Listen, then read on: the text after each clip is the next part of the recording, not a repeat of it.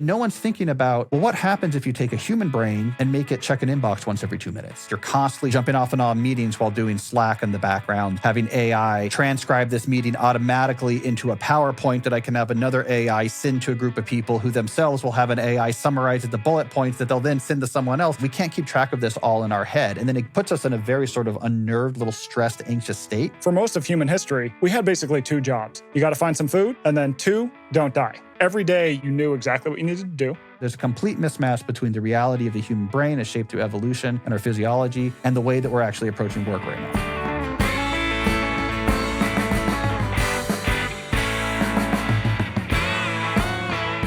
Cal Newport, you are a scientist at Georgetown University.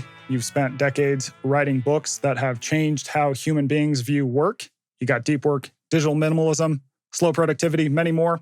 I wanted to bring you on the show because I feel like work is the number one stressor across the board in people's lives. Hurts our health, hurts our livelihoods, and your work really provides answers for people to not only work in a way that doesn't stress them out, but actually leads to better work. And here's where I want to start. One of your arguments in the book is that work is set up in such a way that we are not at the breaking point of stress. Rather, we have this slow drip of stress all the time that kind of quietly makes us miserable, but never leads us to quit. So first off, walk me through what that looks like in an actual week. Well, I think partially what's going on is that when it comes to knowledge work in particular, like these issues really are mainly in this world where you sit at a computer and do things. Yeah. Like in this world, one of the things that's going on is that we do not typically have coherent ways of thinking through things like workload. Who's working on what? How much are they working on? What's a reasonable amount of tasks for someone to work on? We care about this a lot if we're building cars. We don't think about it in knowledge work.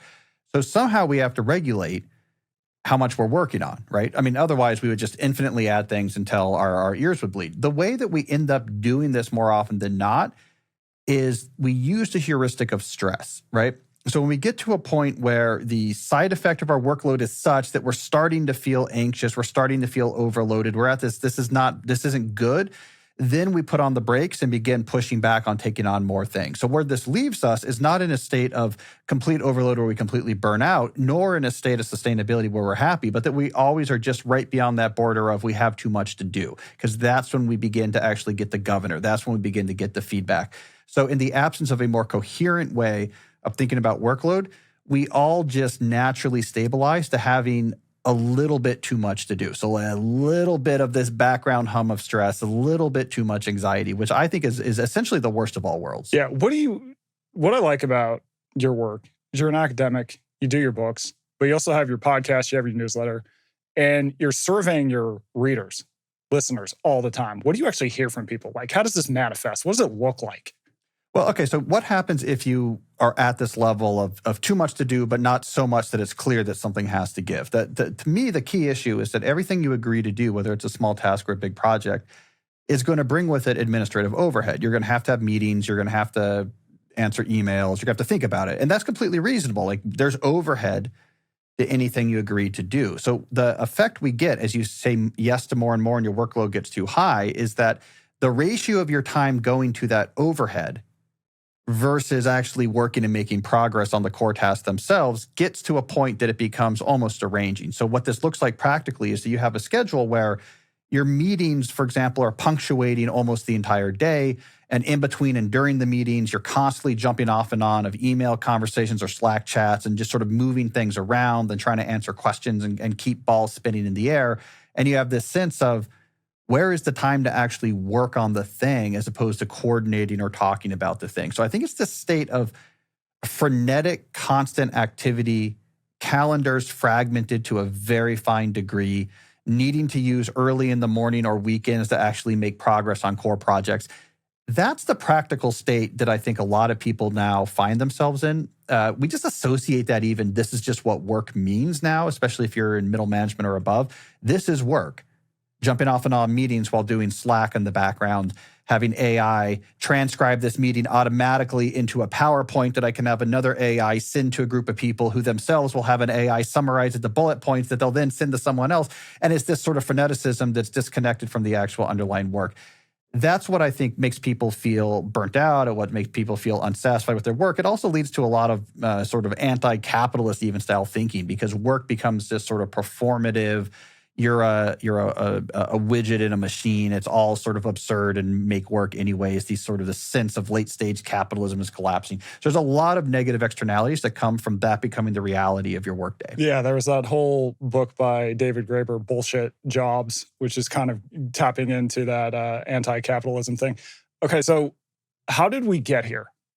I loved in Slow Productivity, you had this section about how productivity was, say, 100 years ago, and then what happened to that idea as we started transitioning to office jobs. So walk us through that. Yeah, this is part one of Slow Productivity, is explaining how we got where we are, and then part two is like, okay, what should we do about it? And I think the story is really important, and this comes out of really studying knowledge work for a decade at this point. Sort of my first major book on this came out in 2016, Deep Work.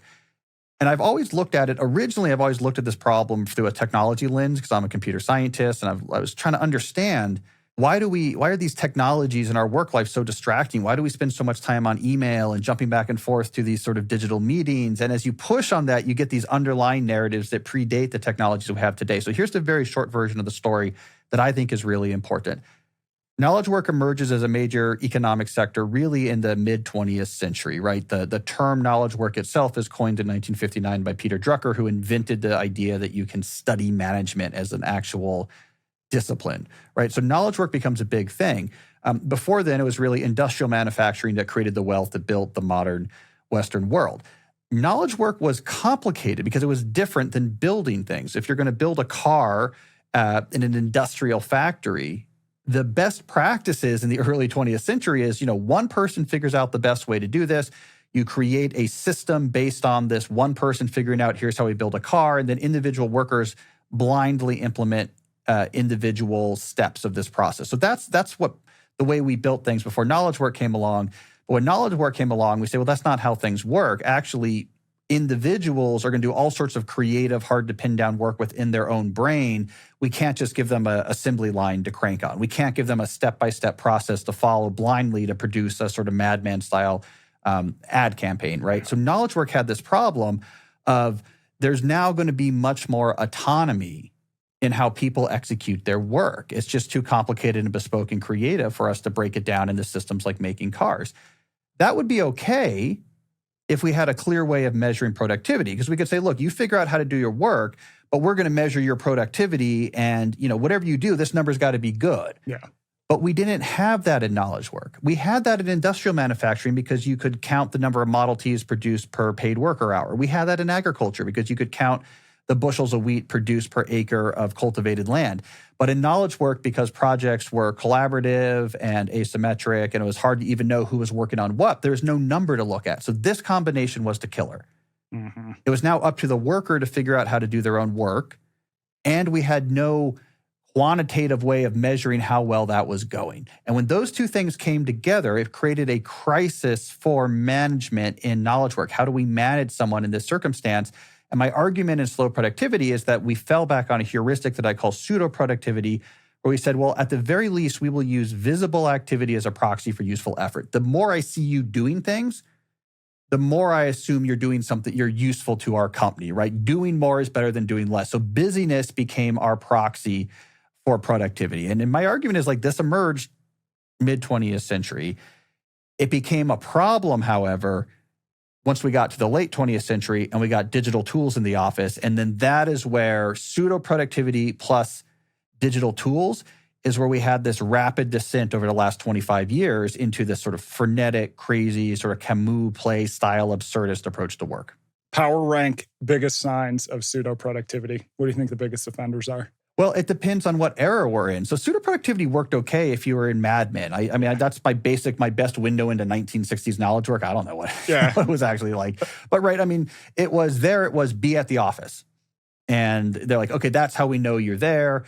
We'll have bars in the office. We'll have 3 martini lunches. But like we're there at the office, and we don't take the train back to Connecticut till like later in the day. And then you get a little bit later, and pseudo-productivity, if we're talking about like Dilbert or Kathy cartoons, was like when you're at the water cooler, change the conversation to something professional when the boss walks by. I have like a classic example of pseudo productivity in the book is when in the late 90s, CBS was struggling in the ratings. Les Moonves, who headed it at the time, was like, there's not enough people here in the office at 3 o'clock on a Friday. I bet at ABC and Fox, their parking lot is full at 5 o'clock. And he put out a memo that was like, I want everyone, the parking lot better still be full at 5 o'clock on a Friday, because it's being there was a proxy for doing useful work.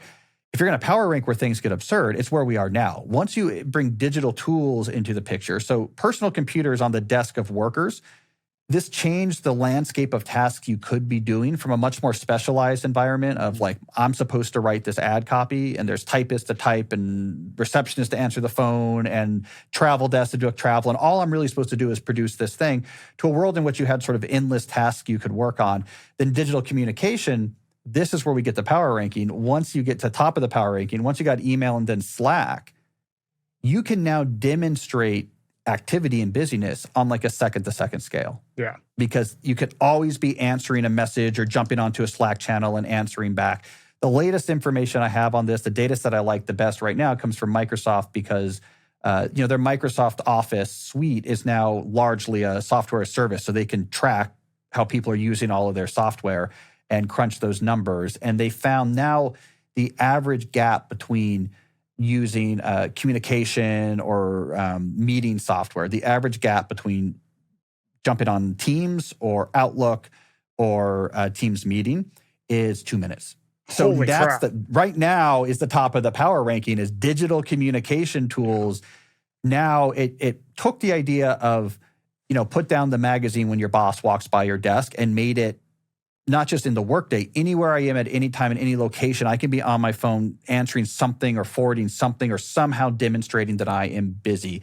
And that's when I think things spiraled out of control. When I even think to when I started in the magazine world, I didn't have access to my work email at home or on my phone. I would leave the office, and from Friday at 5 p.m., 6 p.m. to Monday morning at 8, I had no clue if no one had emailed me. And then when that pivoted, all of a sudden I'm going, I'll respond. I'll reach out to this source on Saturday, Sunday. And so it just starts to creep into life. You had a really great stat in the book.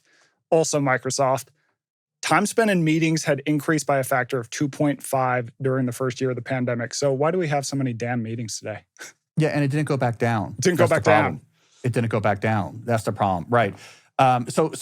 There's a couple issues, right? But I think a big issue with meetings. So there's two issues here. One is just workload.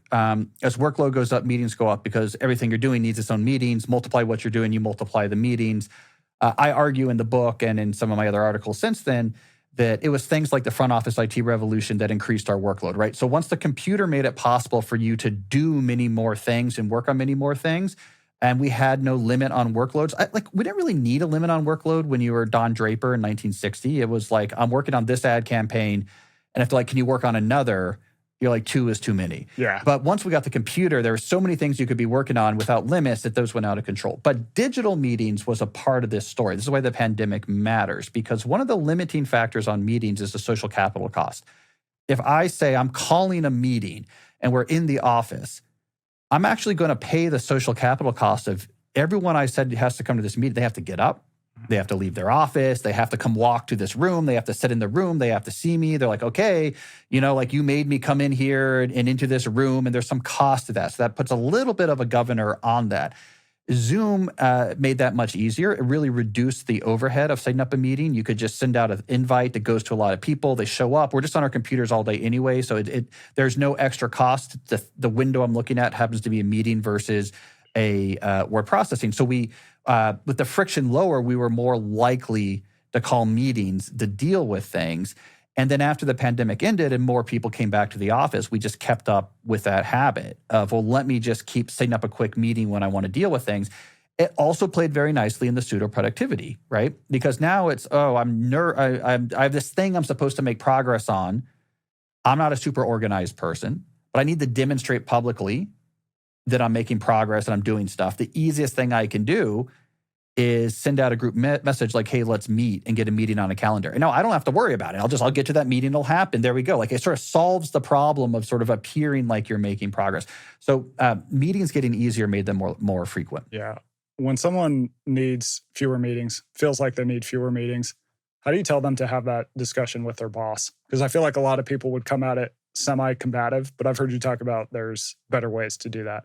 Yeah, the combative approach just doesn't work, right? If you're just, hey, I need more time to focus, stop bothering me, these meetings are a pain, it almost never works. So you either have to come at it constructively, I have an idea to produce even more value, or you come at it stealthily. You make certain changes that actually reduce this thing that you don't like without you having to actually make a big scene about it. So when it comes to meetings, for example, there's a couple things here that I think help. One, if you can consolidate when synchronous interaction happens, it's way more efficient. So like what I mean by that is, imagine that you take 1 hour every day, it's 3 to 4 or whatever, and you say, these are my professor-style office hours. Like I'm always in my office, the door's open and the phone's on, and like you have maybe like a Zoom room if you're a hybrid company that people can come in and join. It'll be open, during that period. Yeah.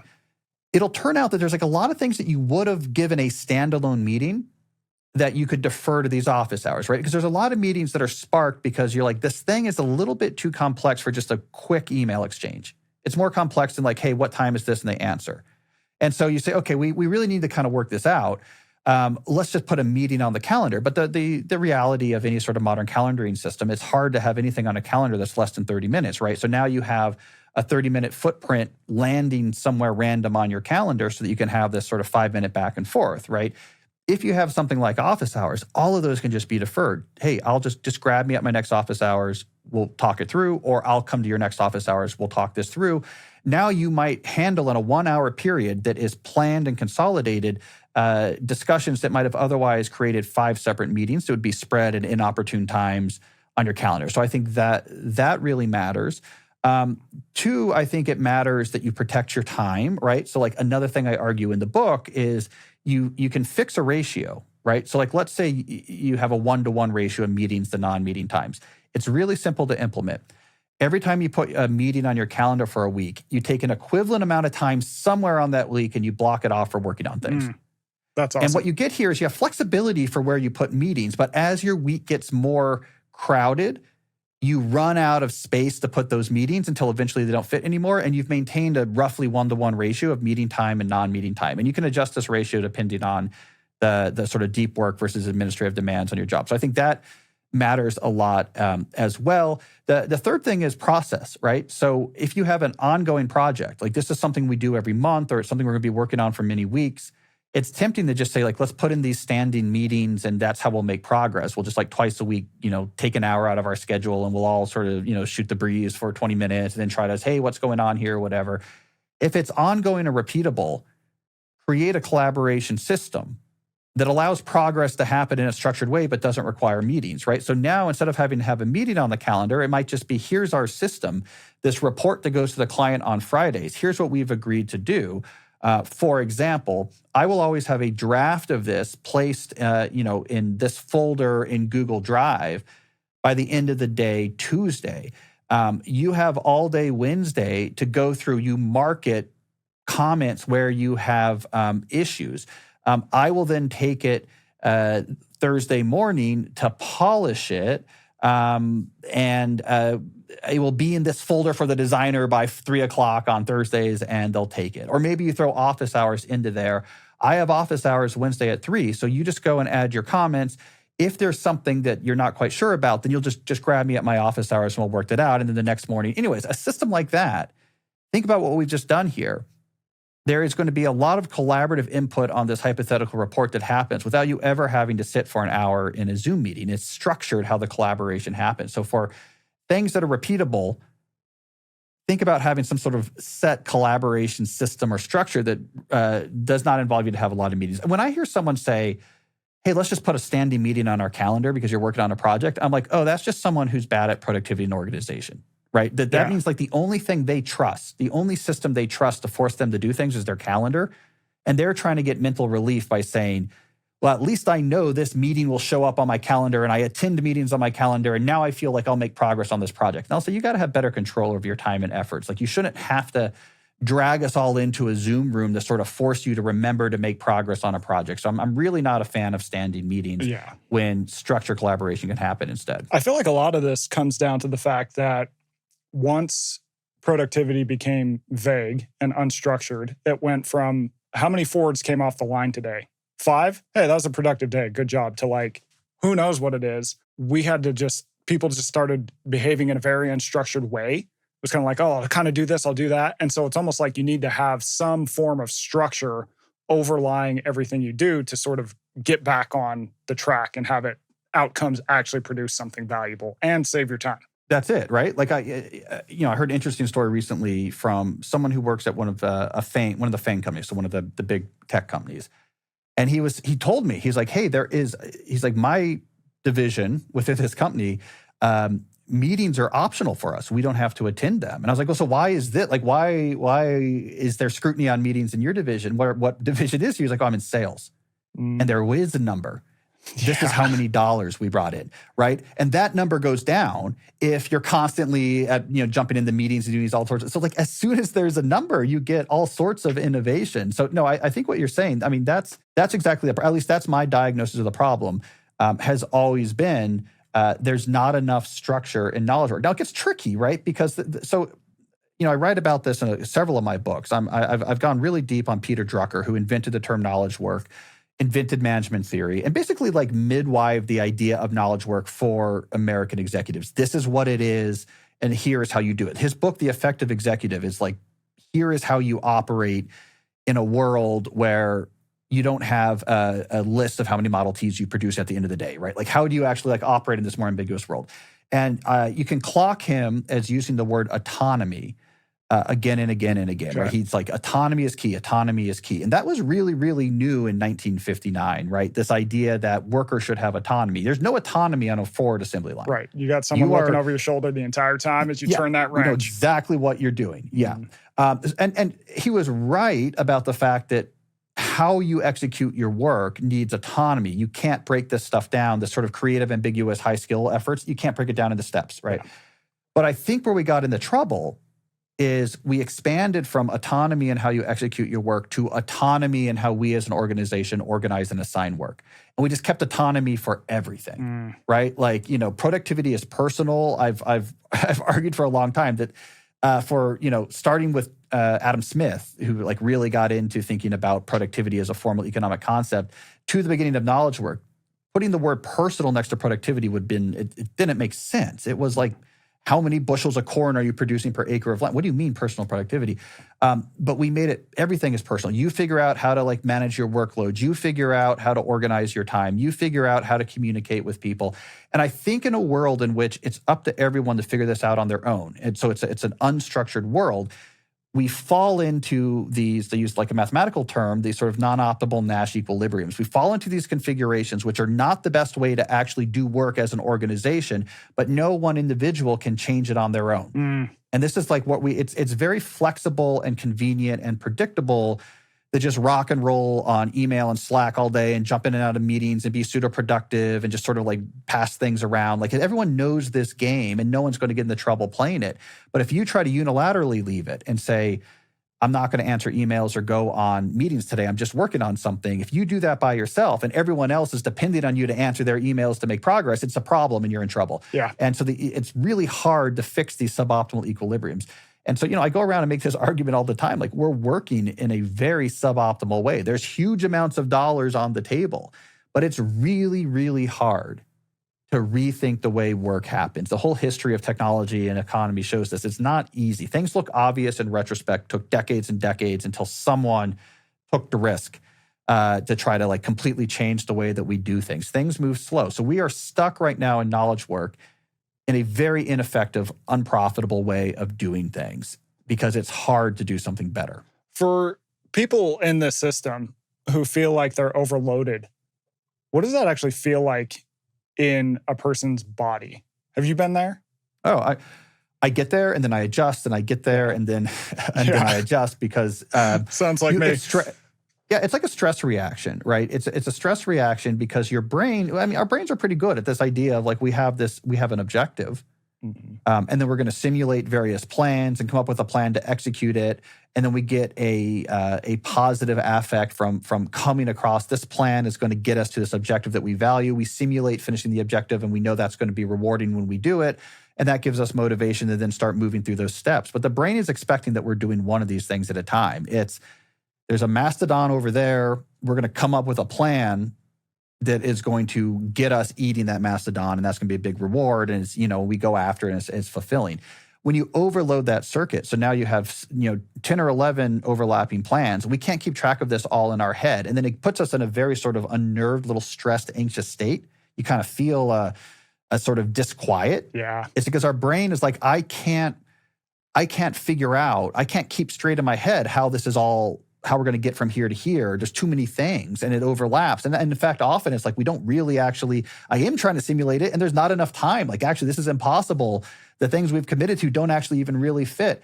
And it's disquiet and it's anxiety and it's stress. And it's just this sort of uneasy feeling. And you know it, right? It's like it's 4:00 and you're in yet another like Zoom meeting and your email's filling up and you kind of know there's these things that are due and you're not going to get it done. It's stressful, right? It's just like it's a stress anxiety feeling, and it's completely unnecessary, right? I mean, again, it was a big point that was misunderstood in slow productivity for people who saw the chapter that said do fewer things. Mm-hmm. People interpreted that as a sort of pro-work or anti-work kind of call of like you should, we should reduce the workday to 40 hours early in the 20th century. Like, yeah, this is bad for the companies, but this is good for the workers.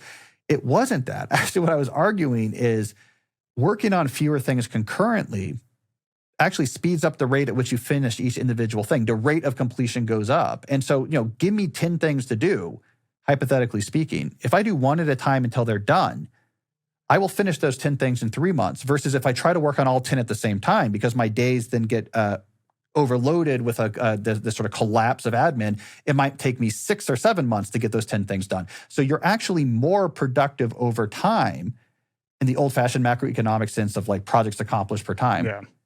If you're working on fewer things concurrently, right? So that's what's so weird about this is like it's why I sometimes attract the ire of more of a sort of like traditional labor politics is that I'm not coming at this from more of a sort of conflict theory, management's bad, workers are good, yeah. I'm on, let's go to the picket line. I think what we're doing is bad for everybody. Like it's not making businesses more profitable that you're doing 10 things at once on email all day. No one pays you for being on email. It makes you like, it's an incredible waste of the investment they made in your brain in terms of using your brain to create actual revenue.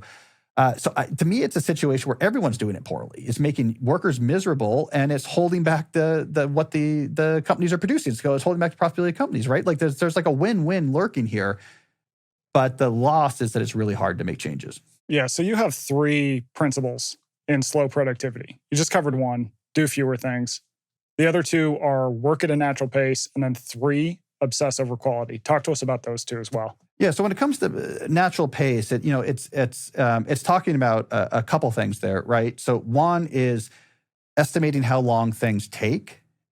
So again, in this ambiguous world where we have all sorts of different things that we're trying to do, invisible activity is like a sign of usefulness.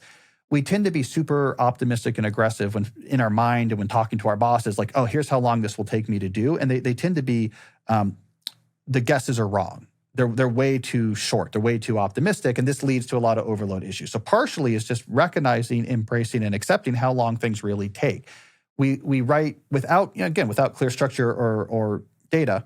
We just write fairy tales about what we want to be true about how long work takes. And is it because we say yes to a project and we think just how long will it take me to do this spreadsheet? But we don't factor in, this is going to take 7 meetings. It's going to take 700 emails. And that just doesn't get factored in. So we say, it'll take me a week when really it's going to be 4 or whatever. Yeah, we're bad at it because again, it's the Wild West. It's unstructured. We don't have, ways of thinking about Here's how long in general these type of things take. And when you just ask a human to estimate a symbolic knowledge work task, we're really bad at it because of the things you say. We're not thinking about the other work that's going to be taking our attention. We're not thinking about the administrative overhead that's going to have all these stalls. And it feels good in the moment, right? Like I'm sure you've had this, like working on books, right? Where you come with a plan. Wouldn't it be great if I could finish this chapter by the end of this month? Because that means I could then, finish that chapter before I go on this trip. And then you write a story you get really excited about of like, this would make my life great, even though that story was wildly optimistic. And of course, you're not going to get it done in a month. So that's one thing, is just to say, double your estimate at least, right? Like this is going to take a really long time, right? So work at it, be realistic by how long things take. I say it's like a good exercise for people sometimes to even pre-schedule time for things. Okay, if I'm going to agree to do something, I'm going to go like put work on my calendar for getting this done, right? And then you're confronting your actual calendar, and you're like, oh my God, I don't have really big blocks to work on this for a couple weeks, and I can't get all of these blocks in for a couple months, and it's a sort of reality check on how long things take. The other thing I mean by natural pace is variability of intensity. So this is something that like all animals are wired to do, and in particular humans as well, is that throughout different timescales, the intensity of your efforts need to vary. That's what we're wired to expect. That's what makes us happy. That's what allows us to recharge. It was also what allows us to perform peak when we're in the hard periods. This is just how humans have always been. This is clearly what it was like when we were foragers and hunters. Agriculture obviously was like an artificial construct about 12,000 years ago, but that was also incredibly seasonal. The winter, you had nothing to do, but the fall was incredibly busy. Athletes, of course, know this, that all variability of intensity is necessary. Your body falls apart. Like we know this, but then we got the factory. And for the first time in human history, it was like, we don't care about what day it is, what month it is, like we want you at full intensity all year long. And at least there we had labor unions to kind of fight back. Like, okay, well, if that's what we're going to do, then like we have to have limits on the hours and breaks or this or that. Knowledge work is just an invisible factory. Same idea.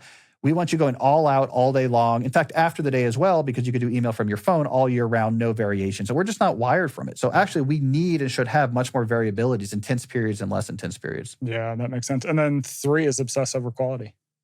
Well, that's what makes this all work. If you don't have that piece, it just, too much of this becomes just antagonism about work. Yeah. I want to do less work. I want to slow down. I want to take more time, which is all important. But you need to sort of balance that with, I also want to do my work really, really well.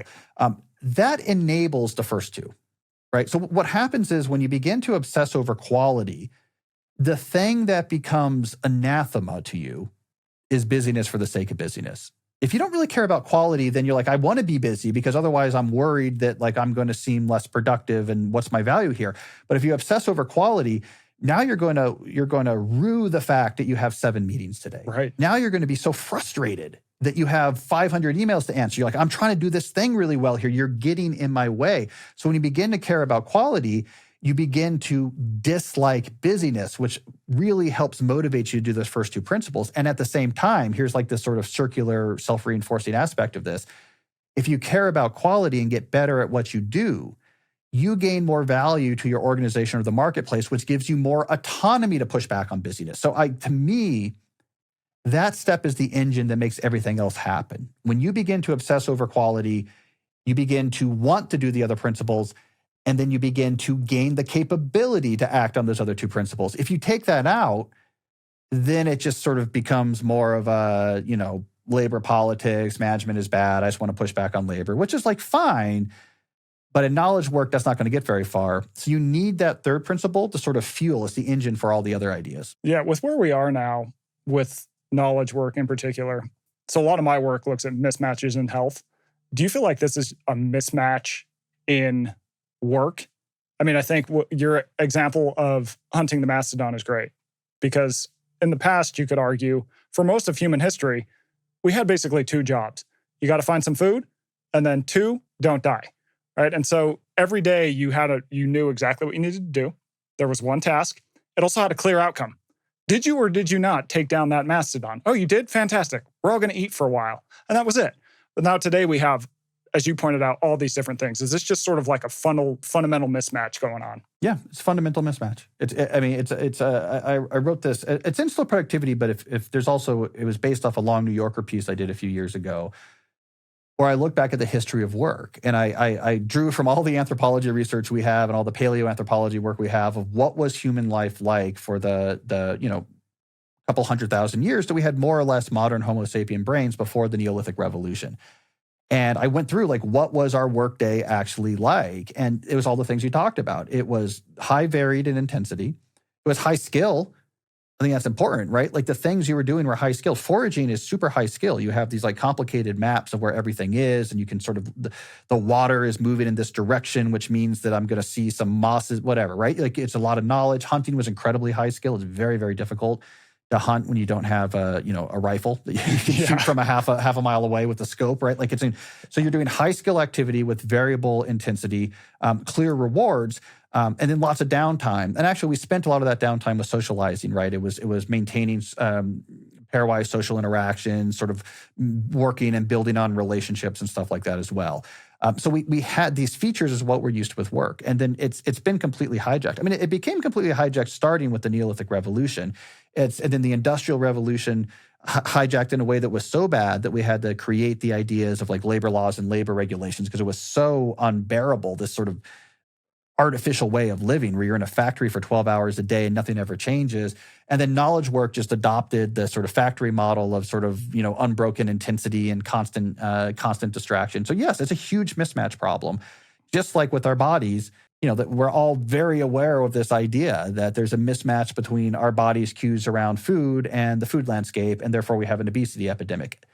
Very similar thing is happening, I think, in work. It's just a mismatch between how we're shaping work and how the human brain and body functions. And I call this cognitive productivity sometimes.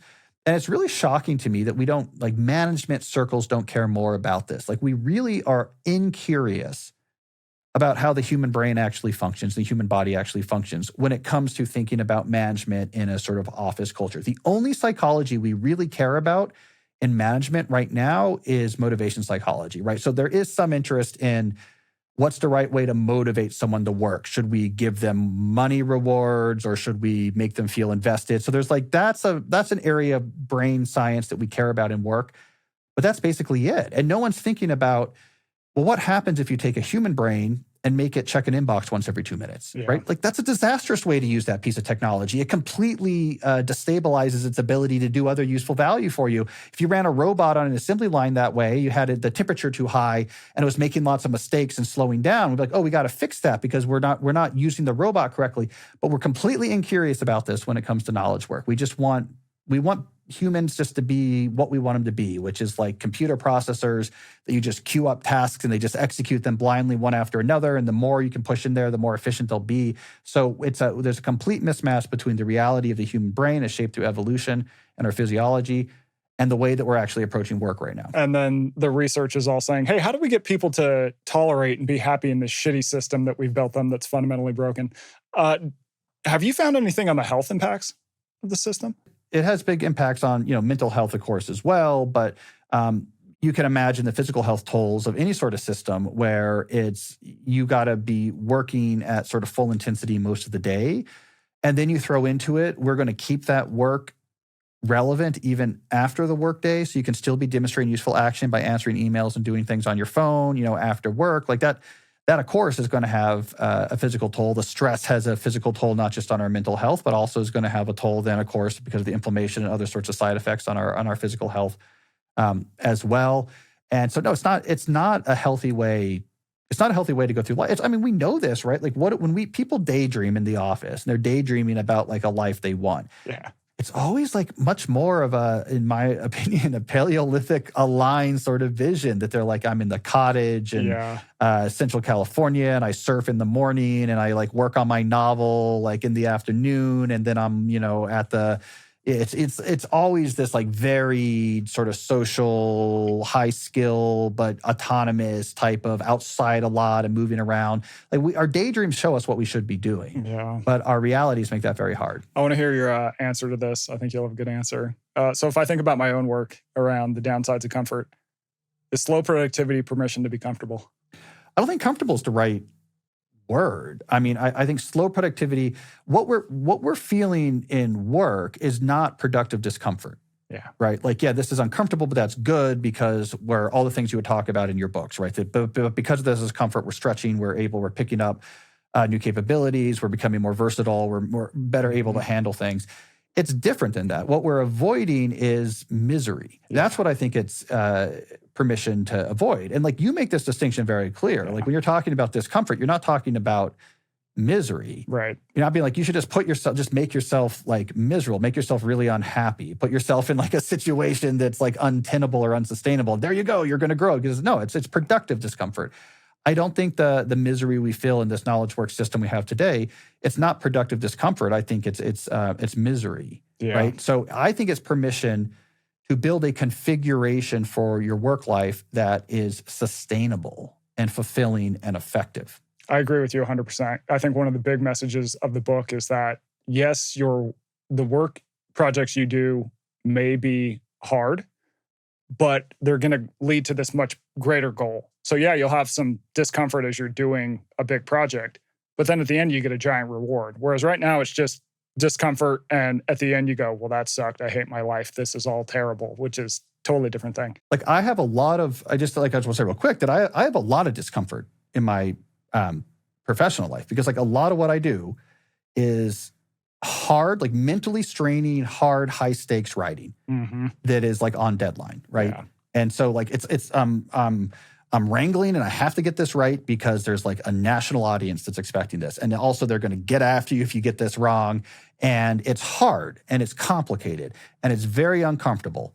And I love it. Like that's hunting the mastodon. It's like, oh man, I'm going to combat against this hard challenge and I'm stretching myself and I got it done. And man, I'm proud of what I did. That is very different than I switched my attention between meetings and email once every 2 minutes all day. And my brain is a slurry and there's like blood coming out of my ears, right? Totally. It's a completely different type of thing. Totally. And I think to go back to what we were talking about earlier, a lot of the frenetic work we do now is avoiding the discomfort of feeling like you're not going to be doing enough for your manager to deem that you're productive.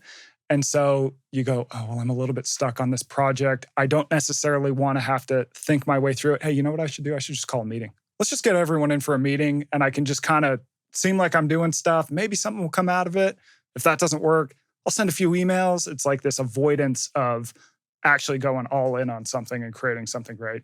And I think that this is worth pushing on because it's an idea that I don't think I fully understood. And then I've come to understand better as I've been like writing these books and talking about this, is that the thing that we're wired to do is hard. And it's, in some sense, it's not what everyone wants to do. That I think you're right in saying there is a lot of people in the knowledge work sector. I mean, speaking of David Graeber, I live in Washington, D.C., like the land of government jobs, you know. There's a lot of people that like, this is what I want, it's just, I get the deal. I answering emails, jumping in and out of meetings, like it's, you know, a little mind numbing, but it's predictable and I can do it. I'm not going to fail at it. This is a very achievable ask, is answer emails quickly, jump in and out a lot of meetings, make PowerPoint decks, move things around, be accessible, say yes to like when people ask you to do things. Like this is very predictable and it's very achievable and I know I can do it. And that's actually like very comforting for a lot of people as compared to I'm not going to be visibly busy, but the thing I'm working on better deliver. Like you got to hold me accountable for what I actually deliver, because that's often the trade-off is you're trading accessibility for accountability. And that's really scary for a lot of people. There's also a factor in this that I learned talking about this book is that we don't have a lot of flexibility or accommodation in the American system for if like something goes wrong, your parents are sick and you have to spend an inordinate amount of time helping them or this or that. We don't have a lot of accommodations for that. Yeah. In a pseudo-productive environment, you can essentially simulate things like short-term disability leave, et cetera, by just like, look, for a few weeks, I'm just going to put up a smoke show. I'm just going to be on email a lot and jumping in and out, and it'll look enough while I'm around to not catch people's attention. If I did this for like a year, they'd eventually be like, hey, what have you done? But like, so there's also this sort of flexibility where you can kind of simulate taking breaks or this or that by doing sort of busyness remotely or whatever. So I think these factors are really important. It's part of the reason why I think this regime, which also makes us miserable, has sustained. Managers like the predictability of it. And for a lot of employees, they're like, I'll take that trade. I'll get it. It's mind-numbing, but I'll do the mind-numbing stuff because it's predictable and achievable. I'm not going to fail at being good at answering emails. There's not a scenario in which like I'm not able to do that, so like I'll take that trade. Yeah. And to back this case you're making, you have a lot of amazing case studies in this book. People who develop like these big, groundbreaking ideas, but they happened over these long timescales using a lot of the fundamentals you lay out in the book. What were some of your favorite examples? Well, I have to preface that by saying I had like a very specific approach to case studies in this book that I think was the right way to do it, but it confused some people as well. So like what I wanted to do in this book was not lean on contemporary case studies of people in the knowledge work sectors that we're talking about. Because what I found is if I'm just saying, hey, look at what like this person did in this company, it's an uncanny valley effect where people are like, that's so similar to like my situation. I'm going to immediately hone in on like what is different. And like, that's why that could never apply to me, right? And so what I did instead is I said, okay, I want to find the sort of timeless principles of like, what's the best way to do knowledge work with your brain? I said, what I'm going to do is I'm going to look at historical examples of people who clearly were using their brain to make a living and had a huge amount of autonomy and optionality about how they did it. Like they had like the Medicis were their patron or whatever, right? I want to see in an atmosphere where you had complete freedom and some people were very successful at creating stuff with their brains, what did they do? Okay, these are the key principles. Then we can ask, how in the world would it be possible to implement this in like a real modern office? And then we could do that work of like, okay, now that you're not a painter working under the Medicis, could we make this happen if you worked in an office job, right? So a lot of my case studies then are purposefully from different worlds so that we can isolate the principles without this uncanny valley effect of like, well, my boss doesn't allow me to do that. And so like, okay, there's various case studies in there, but in the natural pacing, for example, I was very stricken by scientists that we look back at today and say they were so productive. Look at all of this stuff they discovered. It was so important, like Newton.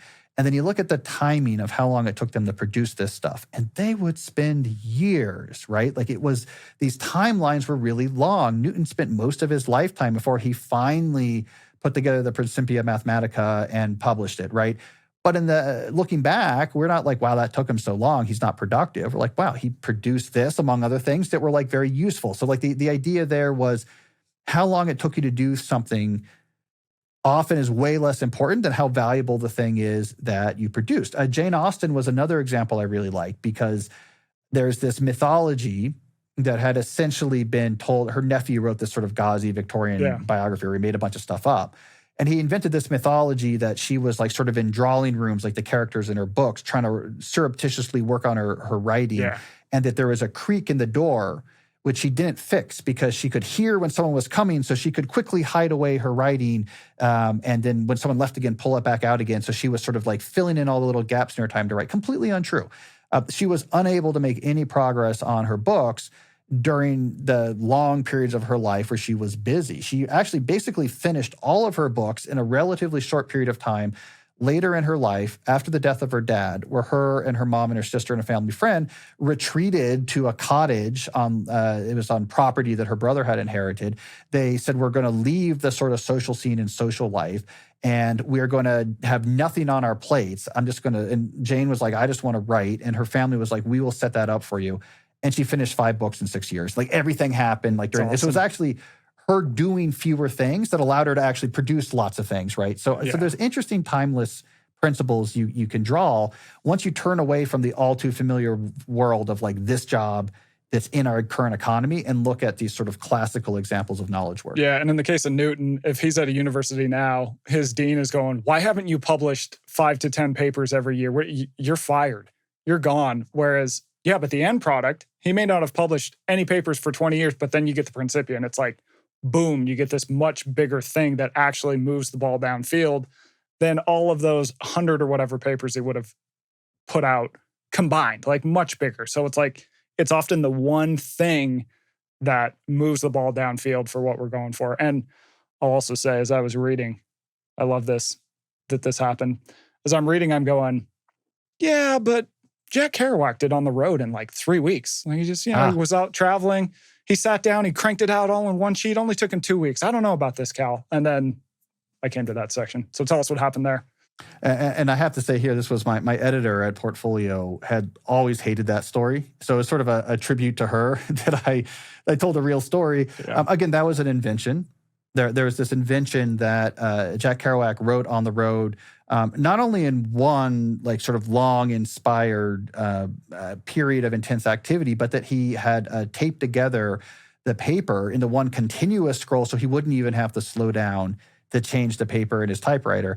It turns out when you look deeper, he worked on that book for years, right? He worked on that thing for years. So there was a period where he typed out a lot of things, but that's not how the book came together. Yeah. It was something, I think in the end, it was like 4 or 5 years that he actually kind of worked on and came back to and tried to figure out how am I going to make this thing work. So that was just mythology. But we like this idea of like, no, you get inspired and you ride that inspiration until you've produced something that's really valuable.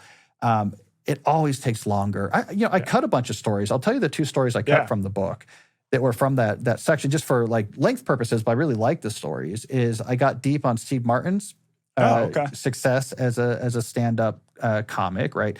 He was doing a lot at first. He was still writing for TV and working on stand-up. And at some point, he said, I'm going to do this full time. It took about 10 years. And you can kind of, you can parse as he got better at different aspects. And after about 10 years, then suddenly he broke out sort of overnight.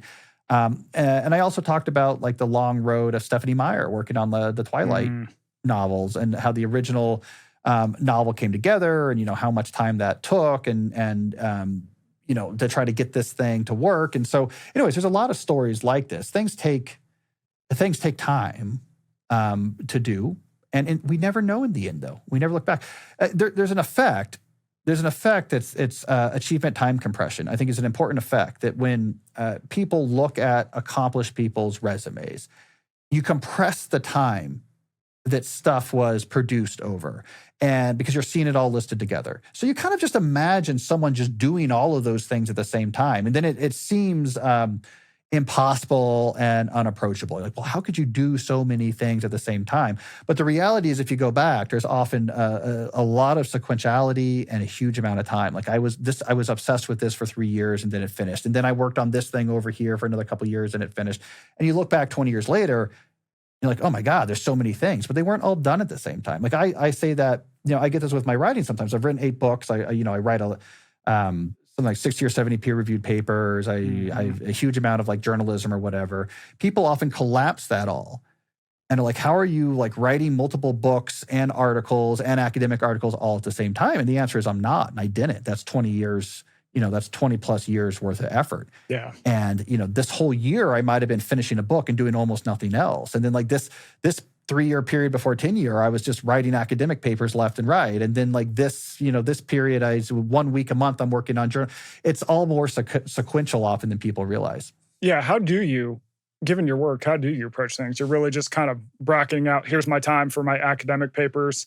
Oh, I just got a book deal. I got a year, 2 years, whatever it is for the book. That's what I'm going all in on. What does that actually look like? Yeah. Like I tend not to have more than, so it's a good question. So I differentiate between autopilot and you could think of as like a one-off or one time, right? Mm-hmm. So autopilot this is something that you have to just keep doing on a regular basis and with no real end date to it. So like a podcast, like it's not, you don't finish the podcast project. It's something you're going to do on a regular basis or teaching or something like that. I have to prepare and deliver classes or whatever. And so I'm really big on autopilot scheduling that, which is like you get your system down. This is when I work on it. Here's how long it takes. Here's what I do. And that time is spoken for. Okay, everything else I want to do is now outside that time. So I do not want to be thinking on a weekly basis, do I need to work on a podcast? I'm recording one later today. I better go figure that out, right? I want that to be completely automatic. My course, if I'm teaching a course, completely automatic. This is when I work on the course. This is when the courses are. These are course days. Like I don't want to think about it. The time that remains is for the sort of one-time project. So an article, working on a book chapter, something that you're going to do until it's done. And there I typically have the rule of I never want more than 2 things happening at once, right? And so I can maybe juggle 2 things in a week. I'm like, and often really it just becomes one. Like I'm really mainly making progress on this article. The key is you can have milestones for swapping in these type of endeavors. So it doesn't have to be, for example, my thing I'm working on now is my book. and that's all I'm going to do in my non-autopilot time till I'm done with the book. It might be like the thing I'm doing right now is this chapter in the book. And then when I finish that, I'm going to switch over to work on this New York Times op-ed. And then when I'm done with that, I'm going to come back, and it might be I'm going to do the research for this next chapter of a book. And then after that, I'm going to be, so it's not like you have to, you can break up things into smaller things, but work on one, maybe two, but usually one thing at a time. And then it's don't stop, keep going. And that's it, right? If you're always trying to make progress on something and you're making good use of your time with something like time blocking, right? So you're actually figuring out when and how you're going to work on things so that you have good amount of time set aside for making progress on hard things. And then you never stop doing it. What happens is you look up after a year, after 2 years, after 3 years, a lot of stuff gets finished. Yeah. Even though each week is the same and no week is crazy. And there's very few days where you're working 12 hours or, it's just like, I want to make progress. Like I write every morning. I'm working now on a sort of academic article. Last week, I was just finishing up an op-ed. It changes what I'm doing, but I just sort of write every morning. Yeah. And it adds up. And you're like, oh, stuff gets done. That's the way I think about it. Yeah, I'm the same way. I have a question for people who want to attempt this. I think a lot of this has to, you're going to have to deal with saying no sometimes. So how do you do that without coming off as an asshole for the general person? And I'm going to give you an example here. So Naval Ravikant, he's the angel investor tech guy. He was just on a podcast and he basically said he deleted his calendar. He ghosts everyone. He refuses to be anywhere at a specific time. Post one up online and the reactions were not good. People are like, this guy's deluded. He's narcissistic, on and on and on. So how do you find people say no in a way that helps the other person get what the overall goal is and still like moves the ball downfield? Yeah, and it's the bane of my existence. It's the bane of everyone's existence. Tim Ferriss was working on a book just about saying no, which I think he said no to, ironically, at some point. There you go, following his own rule. That's the irony of it, right? But so it's the bane of my existence. I actually have to, once I get off this interview, say no to. I can't give any details other than like it's a very high up person who does not want to take no for an answer, and it's going to be an issue, and I have to do it anyways because it would be a real problem if I said yes. So it depends on who you are, what autonomy you have, but like the two things that seem useful, generally speaking, in my opinion, is clarity and rules. So the clarity piece, I mean, and this really affects like people like you and I who get a lot of over the transom things. So we're not just talking about bosses; it's opportunities and offers or this or that. I'm sure you've learned this, is, man, you have to be so clear. You have to like be nice. Hey, I appreciate this. I love what you're up to. Unfortunately, I cannot do this and I will not be able to do this. Mm-hmm. Like if there's any wiggle room in there, it will be, okay, well, what if we can change the date or we can make it easier? What about, like, I keep having this issue where I'll say, I'm sorry, I appreciate this, but I'm too busy this fall to come to your event. And then they'll come back and say, okay, well, what months won't you be too busy? We'll just like reschedule it for that month, right? People aren't going to read the writing. Or the worst thing people try to do is like, well, maybe if I just explain how busy I am, they will say, you know what, this is okay. You sound like you're too busy. No, they'll never will. They want you to do the thing. So you have to be super clear. I can't do this now. I'll never be able to do this. Like I just know. Yeah. I appreciate it. I'm not, this is a great thing. I can't do this, right? The other thing that helps then, and it corresponds with this, is having clear rules. I think that makes this much easier than trying to deal with this at an ad hoc fashion. And there's really two main type of rules. There's strict prohibitions and quotas, and I think this really helps. So strict prohibitions is like, I just don't do this type of thing. And then it could just be super clear, right? Like, I can't do, I don't do media that requires travel.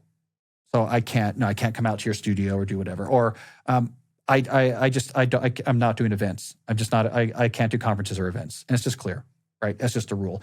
Quotas is like, I need to do some of this, but I get way too many requests than I can actually handle. So you say, I do 3 of these per quarter. And then you can just say, hey, I love these. I'd like to try to do these. I have to keep a quota of how many I do per quarter to keep my schedule reasonable. I've already hit that quota, so I'm not going to be able to do it.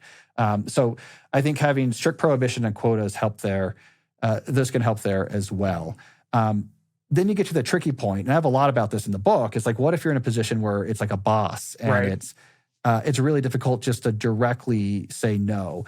there, two things help. One is if you can cultivate the reputation that you are really organized, like you're the guy that is, you have the productivity systems and the time blocking, and you deliver things when you say you're going to deliver them, and people are like, man, that's the time management person. That's the most organized person in this office. It has a lot more meaning when you say, I appreciate it. I estimated how long this would take. I'm looking at my schedule and timing, and I'm not going to be able to fit that in to get it done. You get a lot more leeway to say that if they trust that you're on the ball.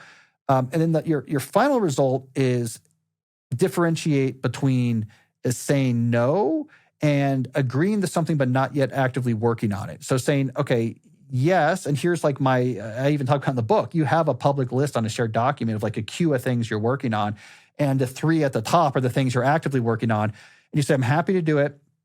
I can handle about like 3 things actively at a time, but I've added this to the list. You can check its status. And as I finish things, it's going to move up. And when it gets to the top 3 positions, then I will begin actively working on, I'll reach out to you or whatever. And so there's like a lot of transparency. If you didn't say no, you've solved their problem of this thing is off their plate and it will get done. They don't have to worry about you not doing it, but you don't have to actively work on it until it gets to the top of your list and it's one of a small number of things you're working on. So I think the art of no is a complicated one. It's definitely complicated. And unfortunately, I'm a people pleaser. So I think you just pointed out one of my flaws. Like, oh, this is great. Really busy right now, but, ping me later. And then that leads to a chain of emails. Well, how about in 3 months? How about in 6 months? I'm just like, oh God, what have I got myself into?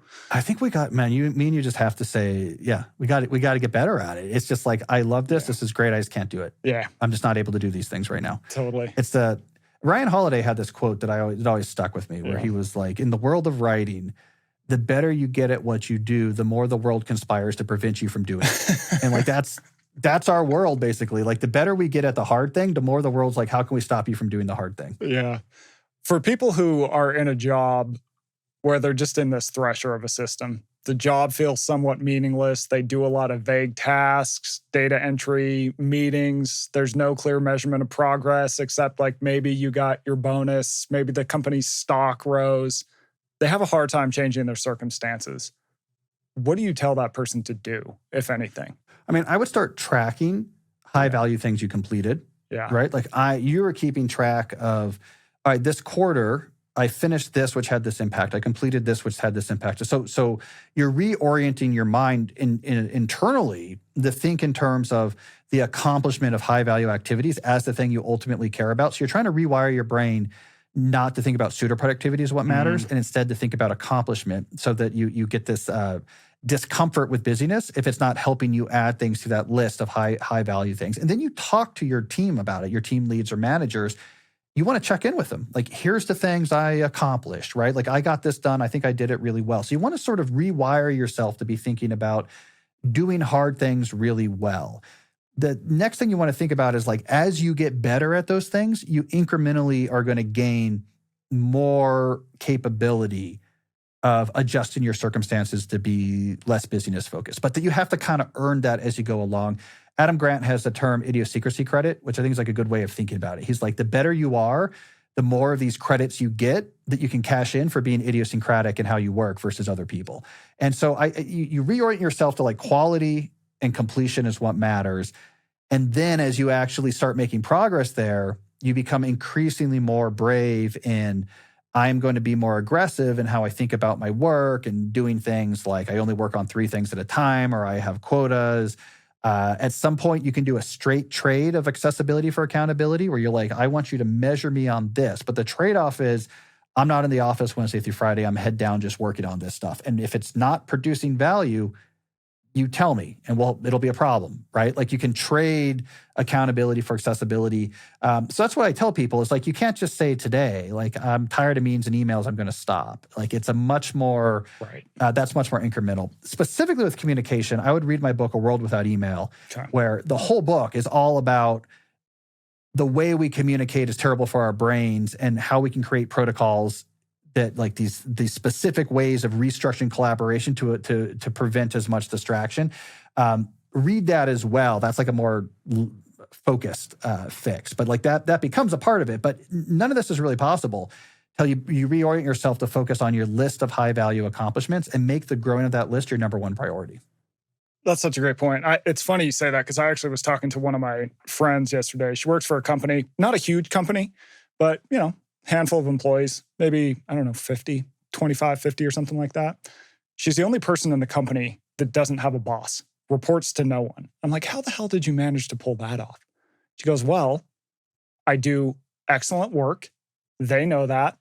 And when we have these weekly meetings or whatever, they're once every 2 weeks, she's like, I come as the most organized person with the best work every single time. And so they just go, all right, you're good. We'll let you go. We don't have to worry about you. And she's been able to earn that. It's almost like something you have to earn, but it also has to have evidence. Yeah, if you're not organized, then a bunch of things happen, right? Like often what a boss or a client wants, for example, when they want you to be really responsive. Okay, like you got to answer emails and be accessible or this or that. Like why do they demand that responsiveness? Well, often it's because they don't trust you, right? They're like, I don't know if this is going to get done. And so me as the boss or the client, I have to keep track of this. And so I'm going to keep bothering you until this gets done. And I'm kind of resentful that I have to keep track of this. And then I'm going to get resentful if you're not answering my emails right away, because this is like, I'm annoyed that I have to do this. But if you are super organized, have the reputation for it, they know when they give it to you, it'll get done. You've solved their problem. Their problem is not, how do I get people to answer my email all the time? Their ultimate problem is, how do I get these things off my head and accomplished? And if you can solve that problem for them because you're on your game, they don't care that, they don't need you to necessarily, be accessible. But people often say this to me. They're like, hey, this is nice for you to say. You have all this freedom. You're in this like really privileged position about that. The rest of us don't, which is true. I have a huge amount of freedom that's different than what most people have. But what's missed from that equation is that I decided when I was basically 19 years old, I don't think I'm going to function well if with a boss and in a situation where I have to be highly responsive.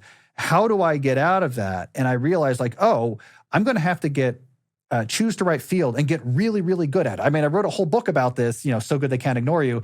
I was like, I'm going to orient my whole life around getting demonstrably good at these very rare and valuable things to a level in which I will gain autonomy, because I really don't think I'm going to function well with a boss. And it was like 20 years of effort of, doing the reps of getting better of these like very, very, very competitive fields that are winner take all, basically, R1 tenure track academia and professional publishing. Yeah. Incredibly competitive fields. They'll chew you up and spit you out. And, most people don't succeed in it. But I knew if I could succeed and do those well, I would have autonomy. Yeah. And so, I trained for that like an athlete training to try to get a spot on a professional team, which all goes back to say, yeah, it's more earned than it is claimed when it comes to a lot of these type of things we're talking about, is that it's true that you might not tomorrow be able to drastically change your relationship to busyness, but you could get there a year from tomorrow if that year is spent becoming incredibly demonstrably good at things that are valuable, that produce value in the world. Yeah. All right, we're going to start to land the plane. One quick question on deep work. Is attention damage reversible? And I think you're going to say yes. Tell me about attention interval training. I thought that was awesome. Yeah, it is. It is. The brain is plastic. It's not just the brain is plastic. A lot of the issues we have with high distractibility has to do with reinforcement training in the basal ganglia, right? So it's, I have learned certain rewards that then influence my actions, and I have a hard time concentrating because I'm going to check these high reward activities like my phone, or I'm going to look at, email or something like that, right? So it's all trainable. Like we can learn things about life. We can change what we've trained in our system. So you can train yourself to be more comfortable focusing. There's just two aspects to it. One is the positive aspect of just becoming more comfortable with the act of concentration. That's where interval training comes in, where you can literally give yourself an interval of time and say, I'm going to focus on this problem for this interval as hard as I can. And you keep that interval small until it's comfortable, and then you increase it, just like you would increase like how long you can sprint. That actually does work. Like you're building a sort of cognitive stamina. So every time you do that focus, your brain is getting better at isolating distractions while you focus on it. And then on the negative side, you can reduce the distracting stimuli in your life so that you reduce those learned connections in your basal ganglia that make it very compelling, to create these votes, as it were, in your short-term motivation system powered by that part of your brain to look at the distraction. So you can reduce the negative and you can practice the positive, and you'll become better at focusing, right? I mean, that's just how it works. I mean, this is what like academia is in some degree, right? If you're doing high-end like, R1 tenure track academia, you're learning a lot of information, of course, as you go through graduate school, et cetera, but you're also learning, you're training your brain to be able to do the feats of sustained, complex, symbolic concentration and reasoning that you need to produce new knowledge at a very high level. It's training just in the way that training camps are for, a sport or something like that. So it's very trainable. You can become very comfortable and very good at focusing and thinking. You just got to put the just work like you in. can become good at jogging. You can get a decent mile time, but it's going to take work. Yeah, totally. All right, final topics. Let's touch on AI. How do you think AI is going to impact the topics we've been talking about? Because I did see a study, and you've probably come across it. It might be, you can tell me if it was a good or bad study. I did see a study that found AI use, instead of reducing the amount of work, it actually accelerated it in a lot of groups, because when people would go to, say, give a task to someone else who was going to be better at it or grab some information from someone else, they would just go to AI and start to do all the stuff themselves that would have been pawned off to someone else in the past. We're at very early stages of trying to understand how AI is going to impact work. I think it's a real mistake to look at these sort of very preliminary chatbot-based tools and now increasingly trying to use coding-style harnesses within non-coding aspects and be like, this is what it means to use AI in work. I think we're jumping to gun and just using this definitively of like, do you use AI or not? We don't have the mature set of tools yet in most knowledge work sectors that will be powered by some of these AI breakthroughs. So like a lot of what's happening now, I think, is really random. I think a lot of what we're doing now, especially in non-programming jobs, is just amplifying and exacerbating the pseudo-productivity problem. So if visible activity is what we think is how we prove that we're useful, and AI can take the cost and the friction involved in low-value visible activity and make it basically zero, then we just get into this like loop of absurdity where everyone is just like having AIs automatically do other things that other people have automatically processed with AI. And it's a game and it has nothing to do with actually producing value. So I think the more that you're in a pseudo-productivity world, the more AI just like amplifies pseudo-productivity. The other issue I have right now with so like one of the uses we do have with this sort of current very preliminary AI is they can write things. And I think it's a big problem. I think for twofold. I think writing is hard, but it's calisthenics for your brain. It's also calisthenics for ideas. It's how you make sense of information and you change how it's categorized in your brain and make progress in understanding. Writing is a key step in using your brain to do something. It's hard because you're rewiring your brain and it requires lots of sections of your brain to work together. But if you outsource writing to AI, you don't get any of those benefits anymore. I also think there's psychological fraud if you are any type of writing that has a first-person pronoun. So you're passing it off as if it's from you, but it was substantially created by AI. I also think is a bit of psychological fraud because the human brain takes these written symbols, it interprets them into concepts, and then simulates the brain of the person who created them. So it sort of essentially creates a simulated version of you that it's imagining this information coming from. So it's the same as like putting a mask, a realistic Mission Impossible mask of yourself on someone else and having them come and talk to someone. It's fraud. Like they think they're having this sort of psychological connection over distance using symbols with another human, and they're not. So like I'm very wary right now, like about letting AI write for you. Writing's hard, good. You need to do hard things. Your brain's your muscle, make it strong. But in terms of like the long-term impact on work, we don't know what it's going to be because the tools are way too early. I mean, essentially where we are now is we discovered about a year or two ago, it's harder than we thought to take LLMs to make them the brains behind like useful automated tools. It's the best opportunities we have to do this is when we have incredibly structured language with a huge amount of examples of exactly what we need. Mm-hmm. Well, that's computer programming and math. And so now most of the effort in the last year has gone towards training and tuning these models towards computer programming and math. As an effect, they're actually becoming worse at other types of things, like just writing and language and other types of things you might ask them to do. And so we're kind of in this like weird area where the companies are really putting most of their energy into programming harnesses and programming tuned models. And we're stuck. We haven't got any good mature tools really for other sectors right now. That's becoming more. So I don't know what's going to happen with the mature tool set. It might not be as big of a deal in a lot of industries as we think. But in the meantime, be wary about letting AI write for you. Be wary about using AI to make shallow work more noticeable and faster. Still focus on producing the most valuable things you can. I think you're spot on that we really have no idea how this is going to work at scale for big companies. I was recently I was talking at this conference, and there was all these heads of HR who a lot of the AI questions have been pawned off to. They're all from Fortune 500 companies. And so you would have one person from giant company X go up and talk about AI, how they're using it. And yeah, this is working great for us, blah, blah, blah. Then you'd have person from company Y go up and say the exact opposite. But there was certainty across the board, right? Like as someone in a leadership position has to project certainty. And I walked away going, yeah, no one knows what to do yet. We need more time with this. Yeah. Yeah, the managers are just saying stuff. The executives are just saying stuff. Like most of it's nonsense. It's like it's low cost. Like why don't I just say it's all going great? It makes them seem smart. And they try. There's a whole period in like January through about March. There's this whole period where every company was trying to justify layoffs from like the year before on AI. And like at some point, people had to come out and say there was literally no product on the market when you did those layoffs that could possibly explain why you did it. And then they stopped doing that. And so like they're just trying to feel out. And there's this other layer. I have an op-ed. This might be out by the time that this this interview airs, but I'm working on this piece also. There's a lot of weirdness in Silicon Valley that I don't think like the average person or executive realize. There's a sort of cult-like obsession with this idea of super powerful AI as a bit of a godhead, either the destroyer of the worlds or the bringer of utopia. Yeah. And it's weird and it's culty. And it's really affected the way that a lot of these AI leaders have been talking about AI and its potential.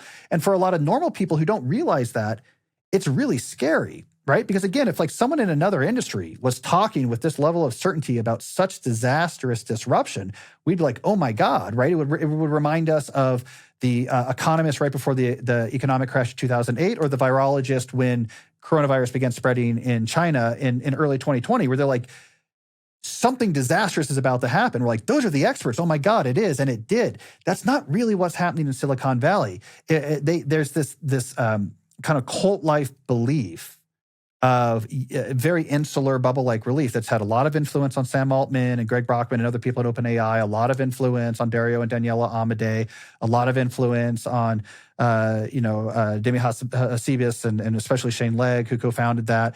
There's a lot of influence with these futurist ideas about AI being like the source of meaning and the super powerful thing, where they've assumed that's been inevitable since even before the LLM revolution. And so you have to peel away the utopian, dystopian, heavy disruption rhetoric, because a lot of that is actually just nonsense. And you have to just confront these things like actual tools. And then the picture becomes very messy. Well, what are we doing? And again, we get to the clear answer. Even in computer programming, where we have very mature tools that now have like ubiquitous adoption, no one knows yet how to use these long term, right? So we really don't know yet what is going to happen. It's like the early web days. Like no one really knew what like the internet superhighway was going to be. And I think that's where we are now. Yeah, that makes sense. All right, give people some homework. I feel like they should read Slow Productivity, Deep Work. Yeah. Regarding these topics, would World Without Email be the third one? Yeah. So I'll give you the quick ontology. So Deep Work makes the argument that concentration without distraction is like the number one value-producing activity in knowledge work, and we forgot this, so you should reprioritize it. That has a lot of like personal advice for how to get better at focusing. A World Without Email looks at the history of email and Slack and those type of tools in the office, how much damage they're doing, and it tries to imagine strategies for reducing the amount of times you have to switch attention. And then Slow Productivity is like a whole new vision of productivity for knowledge work. It's based on reducing workload, being more natural in your pace, obsessing over quality. That's also super practical. Most of the advice in that book is actually aimed for people that don't have autonomy, so that you do have a boss. Like it's trying to understand to what degree can you adapt these ideas when you don't have a boss. So I would say start there, and then my Monday podcast episodes. I have a podcast called Deep Questions. Yeah. And on Mondays, the episodes, it's all it's advice. It's questions about all these type of issues, and we get deep on advice about, okay, so how do I do this? What do I do this? I'm worried about my phone or AI or what's going on in the office. So if you want to sort of, they come out Monday morning, so a lot of people listen to it Monday morning to kind of put themselves in the right headspace for the work week. So check out Deep Questions That's as well. Good timing. I really encourage people to check out your work. I mean, I can tell you it has made my writing life better. It's led me to produce better books, and it's helping a lot of people, man. I appreciate you coming on. Well, thanks for having me. I like what you're doing as well. So keep at it, please. That's it. Thanks for checking out the show. And thanks to Cal for coming on and telling us how to work in a way that drives us all a little bit less crazy. As a reminder, we are in your feed twice a week, so please subscribe and give us a review so you get those updates and know when new episodes are coming out. As always, have fun, don't die, and tell your manager to You know what? Never mind.